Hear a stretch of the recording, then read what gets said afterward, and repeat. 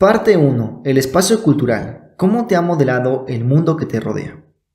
Todos nadamos en un inmenso mar de convicciones, ideas y costumbres. Algunas son hermosas y nos traen alegría, otras son innecesarias, limitadoras y en ocasiones incluso empobrecedoras. El pez es el último en darse cuenta de que nada en un elemento llamado agua. De forma similar, al hombre le cuesta darse cuenta a menudo de que esta masa de pensamientos humanos, lo que yo llamo espacio cultural, influye en su vida y llega a saturarla por completo. El espacio cultural sienta reglas sobre cómo amar, comer, casarse y conseguir trabajo. Establece referencias para medir la autoestima. ¿No eres lo suficientemente bueno si no tienes un título universitario? ¿Tienes que sentar la cabeza y tener hijos? ¿Abrazar una religión? ¿Elegir una determinada profesión? En esta sección nos adentramos en este espacio cultural y descubrirás aspectos absurdos que antes te pasaban desapercibidos.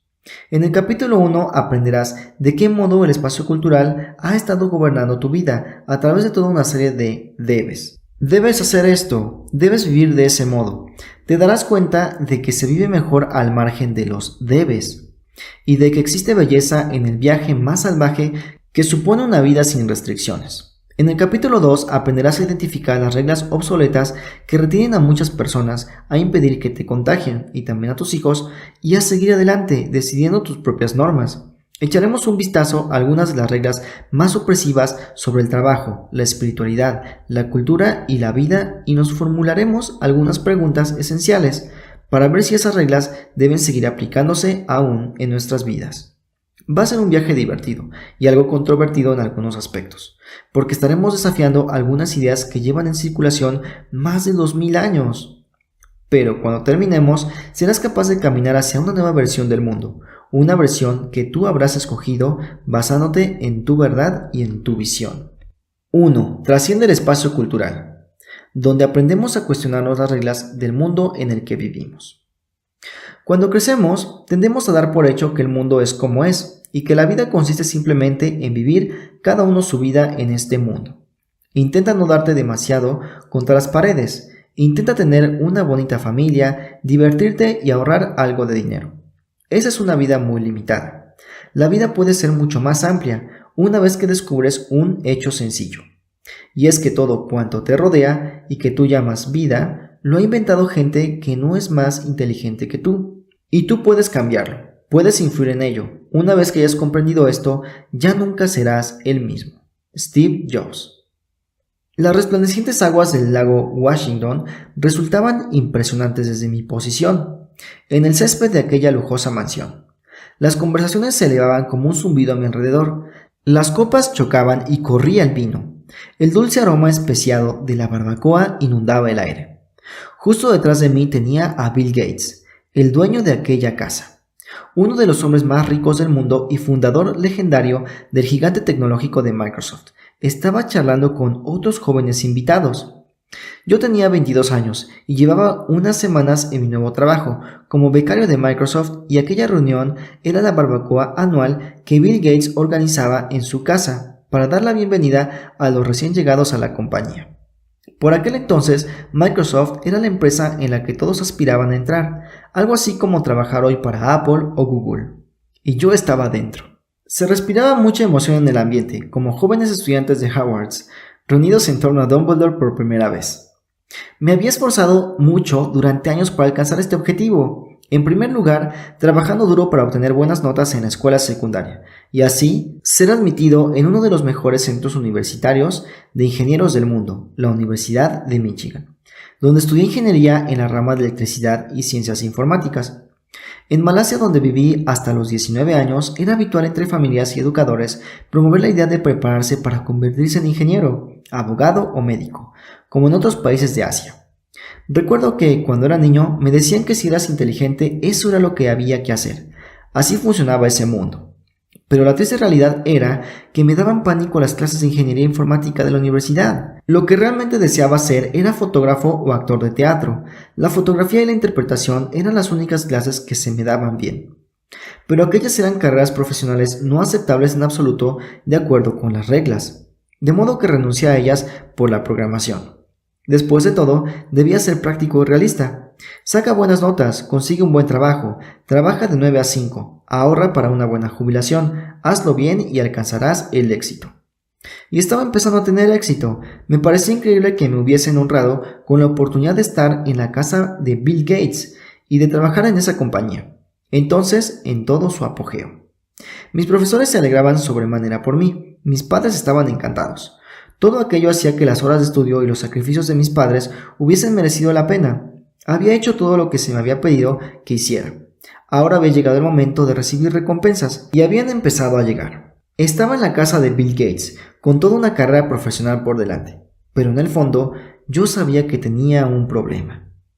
Aquel funesto día de verano de 1998 había logrado dos cosas al mismo tiempo.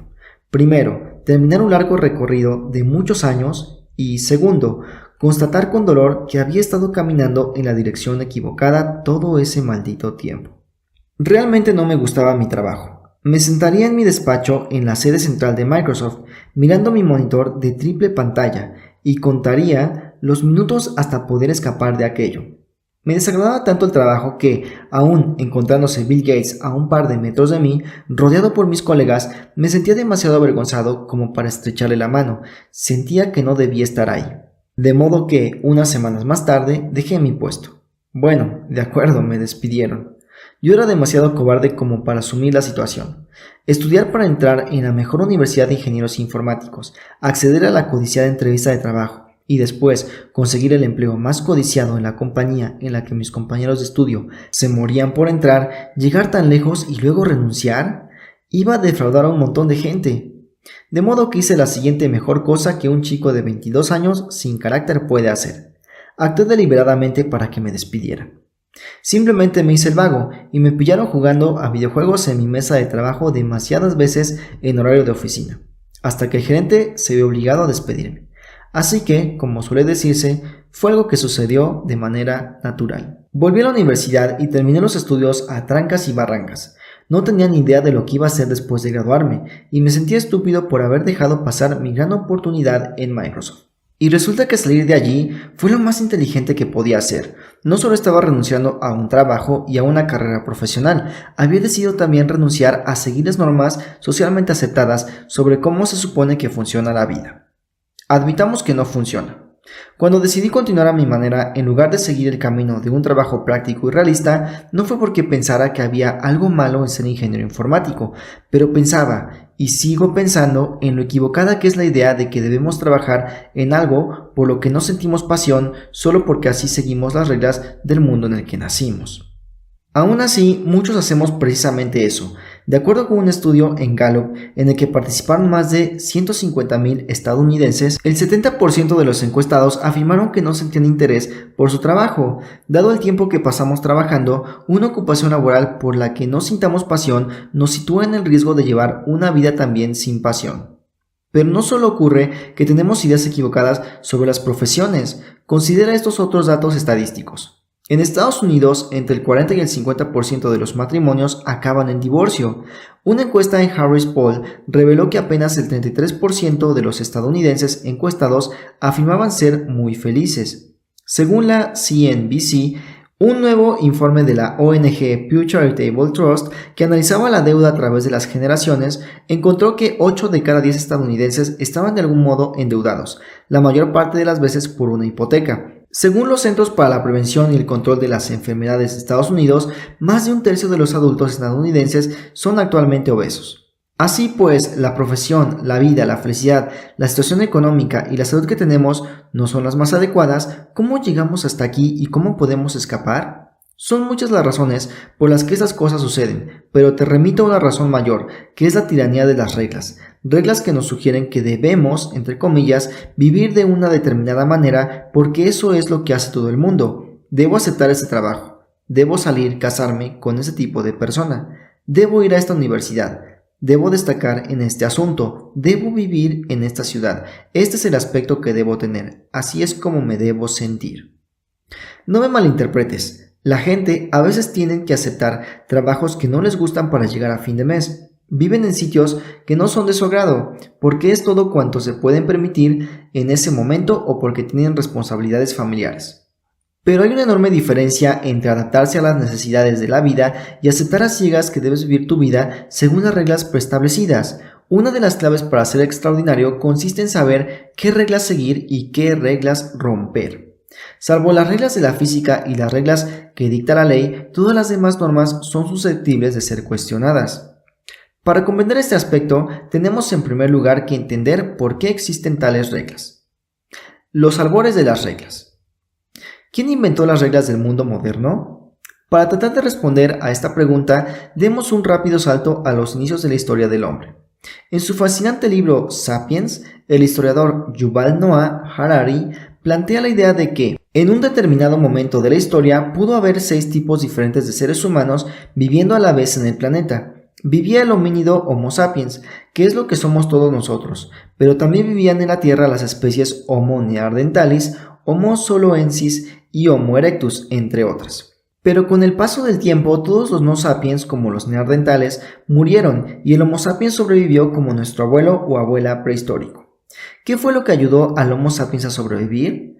La razón de nuestro predominio definitivo, según el Dr. Harari, fue nuestro uso del lenguaje y concretamente su complejidad en comparación con el de otros. Los primatólogos que estudian el comportamiento de los primates han encontrado que los monos pueden avisarse entre ellos del peligro dentro de su grupo. Algo así como decir, cuidado, un tigre. Pero nuestros antepasados sapiens tenían un cerebro peculiar. A diferencia del mono, el Homo sapiens podía decir, esta mañana había un tigre junto al río, así que quedémonos aquí tranquilos hasta que el tigre se vaya a cazar y después podremos ir a comer allí, ¿de acuerdo? Nuestros ancestros sapiens tenían la capacidad de comunicar información compleja e importante para su supervivencia. El uso eficaz del lenguaje les permitió organizar grupos de personas y compartir noticias sobre peligros y oportunidades, crear y enseñar formas de hacer y hábitos. Comunicar no solo dónde había bayas en la ribera del río, sino también cómo recogerlas, cocinarlas y conservarlas. Qué hacer si alguien comía demasiadas e incluso quién debía ser el primero en recibir ayuda. El lenguaje permitió a la especie humana preservar conocimientos transmitiéndolos de persona a persona, de padre a hijo, de generación en generación. Ni qué decir tiene el poder que supuso para generaciones sucesivas el no tener que volver a inventar la rueda. El lenguaje generó una preciosa complejidad en todos los niveles. Pero la mayor ventaja del lenguaje es que permitió al ser humano crear todo un mundo nuevo dentro de su cabeza. Puede utilizarlo para crear cosas que no existían en el mundo físico, sino simplemente como conocimientos en su cabeza. Para crear alianzas, fundar tribus y desarrollar directrices para la cooperación en el seno de un grupo o entre grupos cada vez más y más grandes. Le permitió crear culturas, mitologías y religiones. Como contrapartida, sin embargo, también nos llevó a declarar la guerra a otras culturas, a otras mitologías y a otras religiones. Estos y otros cambios, impulsados por los avances en nuestro pensamiento y potenciados por nuestra capacidad de uso del lenguaje para compartir conocimientos, fueron realmente revolucionarios. Por ello, considerados conjuntamente, el Dr. Harari se refiere a ellos como revolución cognitiva. ¿Es posible ver algo para lo que no se tiene una palabra? Si no eres consciente de la fuerza con la que el lenguaje modela al ser humano y su entorno, he aquí algunos interesantes estudios sobre el poder de la palabra. ¿Existía el color azul en las culturas antiguas? Según un podcast de Radiolab titulado Why Isn't the Sky Blue? ¿Por qué el cielo no es azul? En la antigüedad, en numerosos idiomas no había una palabra para designar el color azul. Homero, en la Odisea, no menciona el color azul para referirse al cielo o al mar Egeo, del que dice que es oscuro como el vino, y tampoco aparece la palabra azul en otros escritos antiguos, por lo demás ricos en descripciones y detalles visuales. De manera que surge una pregunta: si no hay una palabra para designar una cosa, ¿es posible ver esa cosa? El investigador Jules Davidoff estudió esta cuestión en una tribu en particular, la de los Himba en Namibia. Los Himba tenían distintas palabras para designar el color verde, pero ninguna para el azul. Como parte del estudio, se mostró a los miembros de la tribu una serie de cuadrados dispuestos en círculo. Todos los cuadrados eran verdes, menos uno que era azul, como en la imagen bajo estas líneas. A continuación, el autor prepara una imagen que voy a tratar de explicarte. Es un círculo como un perímetro, pero no tiene ninguna línea. Simplemente el perímetro del círculo está lleno de cuadrados, como bloques de cuadrados alrededor del círculo. Todos los cuadrados están en blanco y solo uno está en negro, que pretende ser el color azul. En las líneas y en el texto se lee lo siguiente: Al centro de ese círculo que está rodeado de cuadrados, dice todos los cuadrados verdes, es decir, todos los cuadrados en blanco. Y el cuadrado que está en negro dice un solo cuadrado azul. Yo supongo que salió en blanco y negro la imagen porque el libro está planteado para ser así. Simplemente describe que todos los cuadrados están verdes y solo uno es azul. Volvamos a la lectura. Curiosamente, cuando se les mostró la imagen a los miembros de la tribu y se les pidió que señalaran el elemento atípico, o bien no fueron capaces de señalar el cuadrado azul como diferente, o bien fueron lentos al hacerlo o eligieron un cuadrado equivocado. Pero cuando se les mostró un patrón circular similar de cuadrados verdes y un cuadrado de un tono de verde ligeramente diferente, para muchos de nosotros difícil de distinguir, rápidamente lo identificaron. Algo que sería fácil para nosotros no lo era para ellos. Algo que sería difícil para nosotros era fácil para ellos. Los Himba no tenían ninguna palabra para referirse al azul y por ello no les resultaba fácil identificar un cuadrado azul entre una colección de cuadrados verdes. Una tarea sencilla para la mayoría de nosotros. Sin embargo, eran capaces de percibir diferentes tonos de verde que a nosotros nos pasarían desapercibidas. De modo que aquello que nuestro lenguaje define nos resulta más fácil de distinguir. Nuestro lenguaje da forma a lo que vemos. El mundo dual en el que vivimos. Esta maravillosa habilidad para el lenguaje fue lo que le permitió al ser humano dar un paso atrás y observar su vida con cierta distancia, echar un vistazo a esa ribera, valorar el riesgo y las oportunidades y, después, no solo beneficiarse él mismo, sino volver a la tribu y compartir sus pensamientos con los demás. Juntos, los seres humanos nos hicimos más conscientes, más capaces de planificar y de superar los retos, así como de inventar soluciones a los problemas y de enseñar luego esas soluciones a otros. El lenguaje se convirtió en los ladrillos de la cultura. Estas directrices en la vida, desarrolladas y transmitidas a través del lenguaje, evolucionaron más tarde para dar lugar a reglas que gobernarían las culturas. Las culturas a su vez nos ayudaron a dar sentido a nuestro mundo, a procesar los acontecimientos rápidamente, a crear religiones y naciones, a preparar a nuestros niños para un próspero desarrollo y a expandir el ancho de banda mental y físico para hacer con nuestros grandes cerebros algo más que simplemente tratar de sobrevivir hasta el día siguiente. No obstante, la cultura tiene su lado oscuro. Cuando nos centramos en nuestras reglas hasta convertirlas en decretos sobre cómo debe, entre comillas, ser nuestra vida, y etiquetamos a la gente o los actos como buenos o malos si no siguen las reglas. Así es como debes vivir, así es como debes vestirte, así es como deben ser tratados los niños, las mujeres, los enfermos, los ancianos o los diferentes, entre comillas. Mi tribu es superior a la tuya, mis formas son las correctas, lo que significa que las tuyas son incorrectas. Mis creencias son las correctas, de modo que las tuyas no lo son. Mi Dios es el único Dios. Creamos estos mundos complejos o después los defendemos literalmente con la vida. El lenguaje y las reglas que definen nuestra cultura pueden costar tantas vidas como costó cultivarlos. Bienvenidos al espacio cultural. Con esta vasta estructura de creencias y costumbres que hemos desarrollado para navegar por el mundo, realmente hemos creado un nuevo mundo encima de aquel en el que vivíamos a diario en la proverbial ribera del río. Desde entonces, siempre hemos vivido en dos mundos. Por un lado está el mundo físico de la verdad absoluta. Este mundo contiene cosas sobre las que probablemente todos estamos de acuerdo. Es la ribera del río. Las piedras son duras, el agua moja, el fuego quema. Los tigres tienen dientes afilados y duele si te muerden. No caben argumentos al respecto. Pero también está el mundo de la verdad relativa. Es el mundo mental de las ideas, los constructos, los conceptos, los modelos, los mitos, los patrones y reglas que hemos desarrollado y transmitido de generación en generación, en ocasiones a lo largo de miles de años. Aquí es donde tienen cabida conceptos como matrimonio, dinero, religión y leyes. Es una verdad relativa porque estas ideas son verdad solo para una cultura o una tribu en particular. El socialismo, la democracia, tu religión, las ideas sobre la educación, el amor, el matrimonio, la profesión y cualquier otro debes, entre comillas, no son más que verdades relativas. Sencillamente no son verdad para todos los seres humanos. Yo me refiero a este mundo de verdades relativas como espacio cultural, entre comillas. Desde el momento en que nacemos, nos encontramos nadando en el espacio cultural. Nuestras creencias sobre el mundo y nuestros sistemas para funcionar se incrustan en nuestro cerebro ya de niños, a partir del flujo de cultura procedente de la mente de la gente que nos rodea. Pero hay un problema. muchas de estas creencias y de esos sistemas son disfuncionales y aunque la intención es que nos guíen, en realidad nos mantienen bloqueados en una vida mucho más limitada que la vida que en realidad somos capaces de vivir. El pez es el último en descubrir el agua, porque ha estado nadando en ella toda la vida. De igual modo, pocas personas descubren lo poderoso y penetrante que es en realidad el mundo secundario de nuestro espacio cultural. No somos tan independientes y librepensadores como nos gusta pensar que somos. El mundo de las verdades absolutas se basa en los hechos, el mundo del espacio cultural se basa en la opinión y la convención, de modo que, aunque se piense que existe solo en nuestra cabeza, es muy real. ¿Cómo puede un mundo que existe en nuestra cabeza ser real?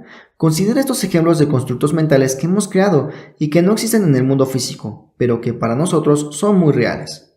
No podemos dibujar una caloría ni señalarla, pero consideramos que si consumimos demasiadas nos saldrán michelines. No podemos tocar ni ver la meditación, pero más de 1400 estudios científicos han demostrado que influyen en el cuerpo y en la mente de modo positivo, aumentando la longevidad y potenciando la creatividad. Puede que no estés de acuerdo conmigo en la definición de Dios, pero para muchas personas Dios existe de maneras diferentes y únicas y la sociedad humana se basa en gran medida en ello. Aún partiendo de la opinión de que Dios es un producto de la imaginación, Dios, entre comillas, sigue siendo un vocablo poderoso en el cerebro, que influye en la manera en la que viven miles de millones de personas.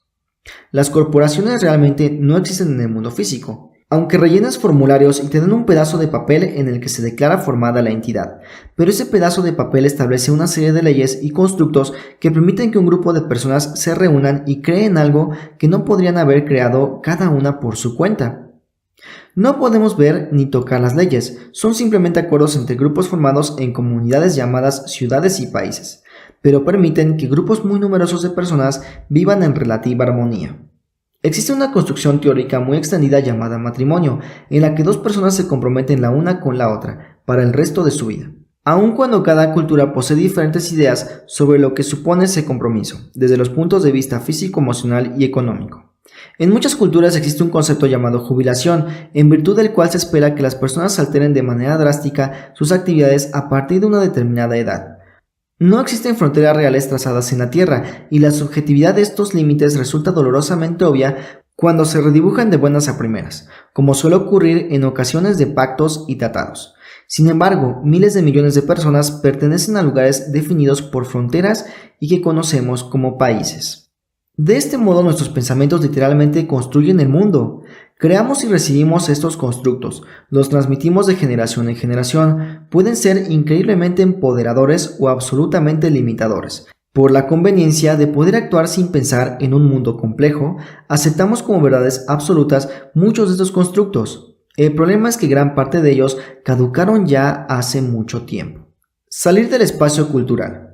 Si gran parte de lo que llamamos vida ha sido creado fundamentalmente por nuestros pensamientos y creencias, entonces gran parte de lo que consideramos real, todos los constructos, reglas y debes entre comillas del espacio cultural, no es más que un giro accidental de la historia. En la mayor parte de los casos no existe una base racional que demuestre que lo que estamos haciendo es la manera correcta o la única manera de hacer las cosas. Gran parte de lo que piensas que es verdad está solo en tu cabeza. ¿Y cómo ha llegado hasta ahí eso que piensas? Como decía Steve Jobs, lo ha inventado gente que no es más inteligente que tú. Una vez que hayas entendido que las reglas no son absolutas, aprenderás a pensar fuera de todo ese encasillamiento y a vivir más allá de los límites impuestos por el espacio cultural. El darte cuenta de que el mundo en el que vives existe dentro de tu cabeza te sitúa en el asiento del conductor. Puedes utilizar tu mente para deconstruir las creencias, las reglas y los sistemas en función de los cuales vives. Las reglas son muy reales, en el sentido de que efectivamente rigen la manera en la que se desenvuelven las personas y la sociedad, pero muy real, entre comillas, no significa muy correcto, entre comillas. El espacio cultural es tan fuerte, tan autorreafirmante, que nos convence de que la vida debe desarrollarse de un modo determinado.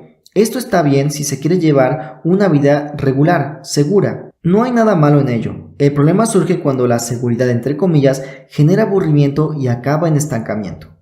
Comenzamos la vida fuertes. De niños aprendemos, crecemos y cambiamos a un ritmo trepidante. Sin embargo, la mayor parte de las personas cuando se gradúan en la universidad y empiezan a trabajar experimentan una clara disminución de ese ritmo de crecimiento que puede acabar en un arrastrado y aburrido estancamiento. Si hubiera que representar este fenómeno en un gráfico, sería algo similar a lo que aparece en la figura. A continuación, el autor nos muestra otra imagen que es una gráfica. En el eje de la X tenemos tiempo y en el eje de la Y tenemos calidad de vida. A continuación tenemos una curva que va en ascenso, pero luego se estanca como meseta. Y aquí nos explica que el punto donde la curva dobla o empieza a crecer se llama crecimiento lento y constante, y a continuación viene un estancamiento, que sería la meseta de la curva. Volvemos a la lectura. ¿Pero qué ocurre si cambiamos la definición de vida del gráfico anterior por la siguiente? A continuación, el autor nos muestra otra gráfica. En el eje de la X tenemos tiempo y en el eje de la Y tenemos calidad de vida. A continuación tenemos una curva que va onduleando hacia arriba y tenemos oh no cuando baja la gráfica, cuando sube tenemos venga, cuando baja tenemos una grosería, cuando vuelve a subir tenemos vamos allá, cuando baja tenemos espera, cuando sube sí, cuando baja oh no, cuando sube bien, cuando baja otra vez no y así se sigue. Volvamos a la lectura. Observa el cambio de un crecimiento lento y constante a un crecimiento irregular con subidas y bajadas. Muy distinto, ¿verdad? ¿Y si la vida no implicara necesariamente seguridad? ¿Y si, en lugar de ello, fuera un paseo divertido con subidas y bajadas, sin los ruedines, entre comillas, que facilita el espacio cultural y en el que pudiéramos probar otras cosas al margen de lo práctico o realista? ¿Qué ocurre si aceptamos que las cosas pueden ir mal, pero que tal posibilidad simplemente forma parte del hermoso devenir de la vida y que incluso los mayores fracasos pueden encerrar en su seno semillas de crecimiento y oportunidades? Nuestro espacio cultural ha evolucionado para mantenernos a salvo, pero hoy en día ya no necesitamos temer a los tigres en la ribera del río. La seguridad está sobrevalorada, es ahora mucho menos probable que nunca que el asumir riesgos nos mate y en cambio es mucho más probable que jugar sobre seguro nos esté apartando de las emociones de una vida llena de significado y descubrimientos. Dame la emoción y el entusiasmo de una vida insegura, que rompe reglas y cuestiona dogmas en todo momento, por encima del aburrido devenir de una vida segura. El hilo común a todos los individuos extraordinarios de los que hablaremos en este libro es que todos ellos se cuestionaron en un momento dado su espacio cultural. Han cuestionado el significado de carreras profesionales, títulos, religiones, formas de vivir y otras reglas para una vida segura. En muchos casos, su voluntad de romper con el espacio cultural ha dado lugar a innovaciones y nuevos comienzos que cambiarán el futuro de la humanidad. Una de estas personas es Elon Musk. En 2013 fui a visitar la sede central de SpaceX en Hawthorne, California, donde conocí al legendario Elon Musk, todo un ícono en vida, un hombre que está cambiando el curso de la historia con sus innovaciones en el campo de los coches eléctricos con Tesla Motors, en el ámbito de la energía solar con SolarCity, en el transporte con su idea de Hyperloop y en el terreno de los viajes espaciales con SpaceX. Se puede decir que hoy en día es el mayor emprendedor del planeta. Yo tenía una pregunta sencilla que hacerle a Musk. Estar ante una leyenda viva me puso un poco nervioso, de modo que formulé la pregunta con cierta torpeza. Ha hecho usted cosas bastante épicas, cosas con las que la mayoría de la gente ni tan siquiera habría soñado nunca. Ahora bien, cabe preguntarse, ¿qué es lo que hace a Elon Musk? Quiero decir, si pudiéramos ponerlo en una licuadora para destilar su esencia, ¿qué esencia sería esa? Elon Musk se rió ante la extravagancia de mi pregunta y ante la idea de meterlo en una licuadora, entre comillas. Pero luego me contó la siguiente historia. Cuando estaba empezando, fui a Netscape para conseguir un trabajo. Me senté en el vestíbulo con mi currículum, esperando en silencio a que alguien me dijera algo. Nadie lo hizo. Esperé y esperé. Elon Musk decía que no tenía ni idea de qué protocolo debía seguir. Solo esperó, con la esperanza de que alguien se acercara y le invitara a una entrevista. Pero nadie me dirigió la palabra, contó. Así que dije, se acabó, voy a crear mi propia compañía. El mundo cambió para siempre ese día. Elon Musk siguió adelante hasta crear en 1995 con $28,000 una pequeña empresa de anuncios clasificados que llamó Zip2. En 1999 la vendió y se embolsó $22 millones. Después empleó los beneficios para fundar una empresa que supuso todo un reto para las transacciones bancarias del comercio online y que evolucionaría hasta la creación de PayPal, pero no se detuvo ahí. En 2002 puso en marcha SpaceX para construir un cohete, y en 2008 asumió la dirección de Tesla Motors para la fabricación de coches eléctricos. De la banca a la exploración espacial y a los coches eléctricos, Elon Musk desafió las reglas que muy pocos se atrevían a cuestionar. Y, entre tanto, ha dejado al planeta un legado asombroso. Pero Elon Musk me contó muchas más cosas. En los próximos capítulos comentaremos esas otras pepitas de sabiduría. Pero antes de nada, permíteme presentarte la Ley 1. Ley 1. Trasciende el espacio cultural. A las mentes extraordinarias se les da bien identificar el espacio cultural y son capaces de decidir qué reglas y condiciones seguir y cuáles cuestionar o ignorar. En consecuencia, tienden a tomar el camino menos transitado y a innovar, teniendo siempre presente la idea de lo que significa vivir de verdad. ¿Por qué se sobrevalora la seguridad? El espacio cultural está diseñado para salvaguardar nuestra seguridad. Pero como ya he mencionado, la seguridad se encuentra a menudo sobrevalorada. Elon Musk respondió a mi pregunta, habló largo y tendido sobre su recorrido y sobre sus motivaciones, pero terminó con una frase memorable, mi tolerancia al dolor es alta. Elon Musk se había recuperado después de increíbles caídas en el ámbito de la creación de empresas. Nos contó que en 2008 los 3 primeros cohetes de SpaceX habían explotado. Un cuarto fallo habría llevado a la compañía a la quiebra. Al mismo tiempo, Tesla Motors había fracasado en el intento de obtener financiación y se encaminaba a la bancarrota. Musk tuvo que utilizar la mayor parte de los beneficios por la venta de PayPal para financiar estas empresas y se vio obligado a pedir prestado dinero para pagar el alquiler. Aún así, salió adelante. Si bien es posible que, de entrada, asuste un poco romper las reglas del espacio cultural, me he dado cuenta de que a menudo se repite un mismo patrón. Las caídas encierran un aprendizaje y una sabiduría increíbles, que conducen a la larga a una mayor calidad de vida. Pero hay que superar el dolor momentáneo de esas caídas. Te aseguro que habrá merecido la pena y en este libro aprenderás a tener la fuerza necesaria para superar estos reveses. Cada experiencia desagradable que he tenido, desde un desengaño amoroso hasta tener casi que abandonar mi propia empresa debido a un conflicto con un socio, pasando por momentos de depresión y de oscuros agujeros mentales, me ha llevado a alguna visión, quizá menor, pero siempre significativa o a un despertar que ha dado un impulso a mi calidad de vida y me he hecho más fuerte.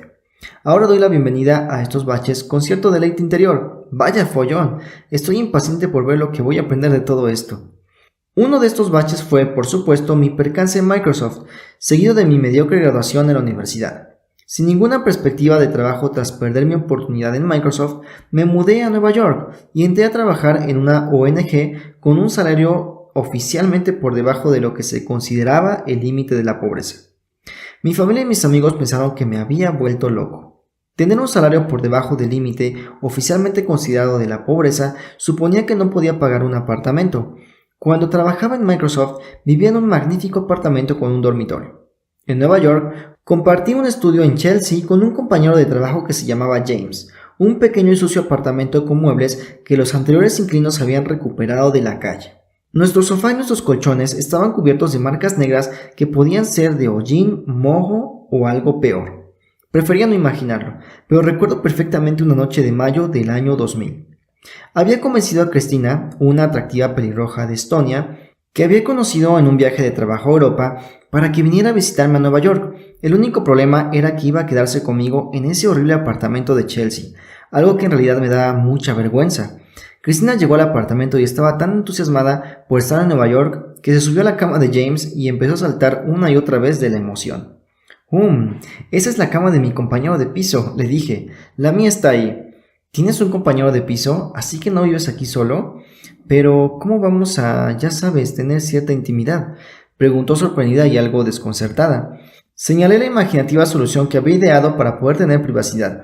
Una cortina de ducha rosa que, tirando un poco de ella, creaba una suerte de pared, entre comillas, de separación entre mi rincón en el estudio y el resto del espacio compartido con James. Así es, era demasiado pobre para permitirme una cortina de tela. Era de plástico y horrible, pero proporcionaba suficiente privacidad para, en fin, que nuestras noches fueran memorables. De verdad que no sé lo que Cristina vio en mí, pero 3 años después nos casamos. Actualmente tenemos 2 hermosos hijos y un hogar con unas bonitas cortinas de verdad. Nunca habría conocido a mi esposa si no hubiera dejado Microsoft, si no hubiera perdido todas las demás oportunidades de trabajo para acabar arruinado en Nueva York. Toda una serie de desafortunadas vicisitudes me llevaron una tras otra a un gran acontecimiento en mi vida, conocer a la mujer con la que me casaría y tener los hijos que tengo. Hay belleza en las caídas. Tratamos de evitarlas aferrándonos a reglas obsoletas del espacio cultural y un día nos despertamos preguntándonos, ¿cómo nos hemos perdido tantas cosas? No dejes que esto te suceda. La vida tiene su propia manera de cuidar de ti, no importa lo oscura que pueda parecer a veces, te lo prometo. Y hay más, por supuesto. Tienes que aprender a cambiar las reglas, capítulo 2. A sanar tu mente, capítulo 3. A deshacerte de creencias peligrosas, capítulo 4. A adquirir nuevos conocimientos a una velocidad increíble, capítulo 5. A tener suerte, capítulo 6. A encontrar la felicidad, capítulo 7. A saber qué buscar, capítulo 8. Y luego hay que sortear la inevitable tormenta, capítulo 9. Dar con tu vocación, capítulo 10. Y mucho, mucho más. Pero cuando se avanza por este camino, cualquiera puede llegar a ser verdaderamente extraordinario. Me gusta esta cita del jugador de fútbol americano y actor Terry Crews. Yo salgo constantemente de mi zona de confort. Cuando te obligas a ti mismo a hacer algo nuevo, todo un mundo de oportunidades se abre ante ti. Es posible que resultes herido, pero sorprendentemente cuando sanes, estarás en algún lugar donde no habías estado nunca antes. Puedes tener 12 u 80 años, nunca es demasiado tarde para cuestionar las reglas y para salir de tu zona de confort. ¿Qué es lo siguiente? En los capítulos siguientes te ayudaré a analizar las creencias y los sistemas que rigen tu vida y a decidir cuáles están impulsando hacia adelante y cuáles te están frenando. Te proporcionaré las claves para desbloquear tu potencial y llegar a ser extraordinario. Esto requiere que te deshagas de los grilletes de tu bagaje cultural, que amplíes tu visión de futuro y que experimentes un intenso cambio en tu manera de ver la vida, de funcionar en el mundo, de perseguir objetivos y de interactuar con los demás. Juntos avanzaremos hacia un nivel de conciencia avanzada en el que podamos ver nuestros patrones, ir más allá de ellos y comprender que, aunque pertenezcamos a una determinada cultura, nación o religión, solo somos parte de esa cultura, nación o religión, porque se dio a la circunstancia de que nacimos en el seno de una determinada familia, en un determinado momento y en un lugar concreto, siendo este mismo concepto aplicable a cualquier otro ser humano en la Tierra. Nuestra percepción personal del espacio cultural ha hecho que seamos como somos. Pero ¿qué ocurre cuando aprendemos a trascender el espacio cultural? Cuando nos damos cuenta de que nadie es mejor que otro, de que ninguno de nosotros es superior y de que cualquiera puede ser extraordinario. Unas palabras de advertencia.